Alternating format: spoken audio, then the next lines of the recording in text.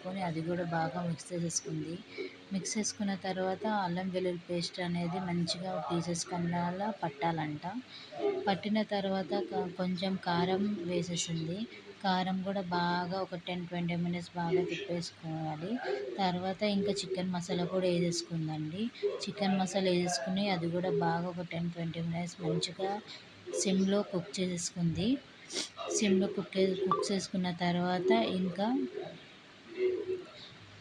చూసారా ఫ్రెండ్స్ ఎంత కలర్ఫుల్గా ఉందో. తింటే మాత్రం చాలా అంటే చాలా బాగుంది.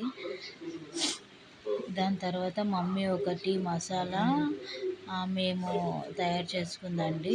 అదేంటంటే ఇంకా ధనియాలు, తెల్లగడ్డ బాగా దంచేసి ఆ చికెన్ వేసింది. అది ఎందుకు వేసిందంటే మంచి స్మెల్ టేస్ట్ అనేది చాలా బాగుంటుందంట.